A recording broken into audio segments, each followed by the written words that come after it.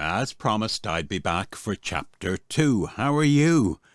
Great to hear from some of you who have just subscribed. So hello to Heather C. Butterfly Sage. A beautiful name to conjure with. Also hello to Daddy Ali, is it? I hope I've pronounced your name correctly. So like and subscribe, I suppose. Isn't that what all the kids say? I should have it up here on the software. I know all that, but I'm quite capable of it. But I'm just too busy. So, here we are. We're on Chapter 2 of Ideas Have Legs by Peter Howard. This is an original from 1945. Dates from just as the war was ending and just a month after the war was ending. That's Peter Howard and his family. I love that photo. They seem to be sitting in front of a haystack. And that's appropriate because I think he was a farmer at one point in Twickenham. Anyway, this is bedtime. So boys and girls, let's lower things. Apart from my ding-a-ling, if you pardon the expression, I have found it, I've located it. I'm not going to ring my ding-a-ling unless you buy me the price of a cup of coffee or whatever you'd like to contribute. And you don't have to. But it's down there, and it's not even on a fancy link. If you look below my video, you'll see a little thing that says, my PayPal is, and there you go. But I will make a big fanfare out of it for you. If you do contribute, tomorrow night I will be ringing my ding-a-ling for you, and I'll either name you or give out your initials if you want to be anonymous. Right, shall we proceed? I think we will. Hope you're enjoying it so far. Remember, it's kind of old, like it's, nearly 80 years old? So, some of it, though, is relevant to current times. So, Chapter 2, The Black Bag. Ideas change men. Ideas shape nations. So many ideas bid for the allegiance of each human heart as it takes its journey from the womb to the tomb. Mark on it there. And when millions of ordinary men and women begin to follow the same star, history is moulded.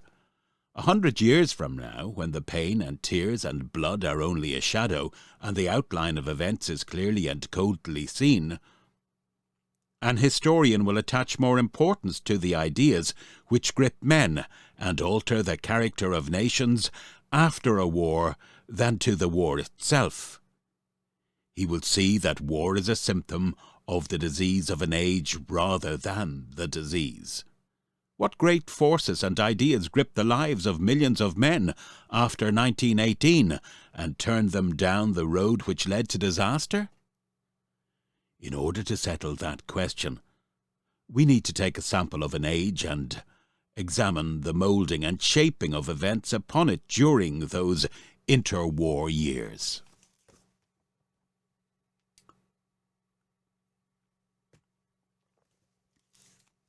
Excuse me. So, I put myself in the black bag. I am like the barley which farmers carry in their small black bags of silk to market. When a farmer has barley heaped within his barn, he bares his arm and plunges it full length into the cool, yielding heart of the grain. He brings out a handful. Into the bag it goes, and off to market for the inspection of the merchant. I am a fair sample to choose, for I am so typical a product of our age. Between the wars my character was carved. These incidents of my life are of the stuff which makes the character of millions. Tears and triumph, exertion and exhaustion, love and hate, folly and fun, poverty and prosperity, laughter and laziness and drive.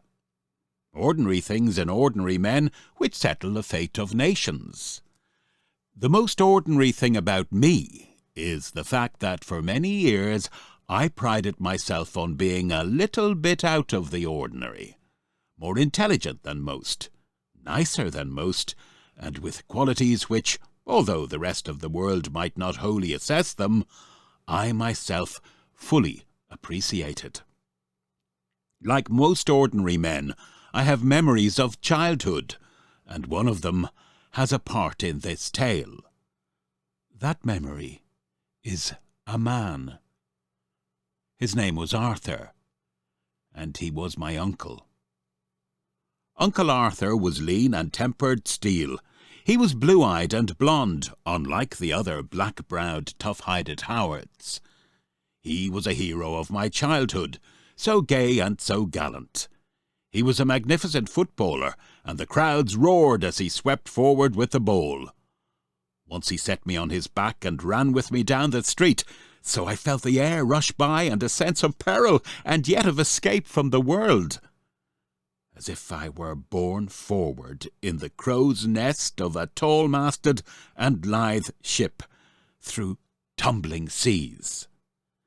It was a relief and a regret when Uncle Arthur set me down. I said, Uncle Arthur, again, Uncle, again!" and then gulped with apprehension as he gripped and hoisted me aloft. Uncle Arthur went off to France to fight the Germans. I saw him in uniform before he sailed away. He seemed an indestructible conqueror to my childhood gaze. The family had given him a patent body shield. This was a steel waistcoat, proof against bullets and shelf splinters. It covered a man from the neck down to the small of his back. Uncle Arthur made jokes about it before he said goodbye. Unforgettable, unforgotten, those goodbyes of 1914 to 1918, when a generation of youth and strength and daring went away and a million fewer came back home again. I remember, as a child, the trains full of troops pulling out and the trains full of wounded pulling in as dusk fell. The feverish cheers and hectic laughter under the grime and steam and smoke. The songs, "It's a long way to Tipperary," "Pack up your troubles," "Keep the home fires burning." The potency of such music to tear the heart. These were the last words so many mothers, wives, daughters heard their menfolk sing as the trains, slowly, with gathering speed, disappeared south into the darkness. The sudden silence after the troop trains had departed, all conversation ceased. No need now to pretend to be cheerful, so as to send the boys off with a memory of a smile. The huddles and clusters of women, the strength and resolution and glory of Britain, standing silent for a moment or two, straining their eyes after the red taillights of the trains, then turning and quickly, heads down, slipping off through the barriers towards their empty homes. There was a dignity and a poignancy about those southern railway platforms in the last war, a sense of sacrifice and dedication which even a child could feel. I believe it was the thousands of unknown tears and prayers sent up from brave hearts which gave an atmosphere of consecration to those places. Uncle Arthur and a sergeant were out one night on patrol in no man's land. Someone from the German lines fired a very light. Uncle Arthur and the sergeant lay still on the ground. A shell exploded nearby. Presently the sergeant said, "It's all right, sir. We can get up now." Uncle Arthur answered, "I'm trying to get up, Sergeant, but I can't seem to manage it." And indeed, he never stood on his feet again in this world, though he was nigh 7 years a-dying. They wheeled him to an emergency hospital in a barrow. A piece of shrapnel had severed his spine. The shrapnel was the size of half a lump of sugar. It had penetrated his spine about halfway down, just at the point where the covering of the body shield would have been most adequate. But Uncle Arthur was generous as well as gay. That night on patrol it had been the sergeant's turn to wear the body shield. Never again of his own volition did Uncle Arthur move the lower half of his body. It is a sombre spectacle for a child to see a living man disintegrate year by year, week by week, day by day. Uncle Arthur's lower half shriveled to the proportion of a mummy during his own lifetime.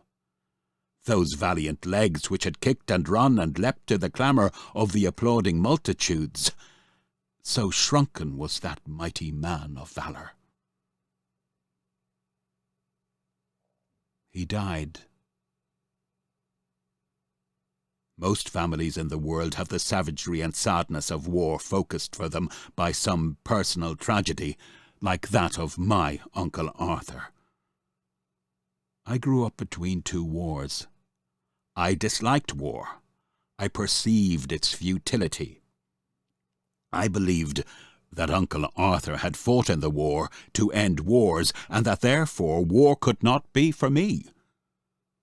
So I did nothing effective about it. I disapproved of it in my heart and with my mind. I thought that was adequate. I imagined that war was something which, if enough people did not like it, just did not happen. It was a tragic mistake. The majority of the earth did not like war. But war came again. I believed for some time in the League of Nations because the body enunciated all the vague aspirations and ideals, many of them fine in themselves, for which I stood, without calling upon me personally to do anything sacrificial about them.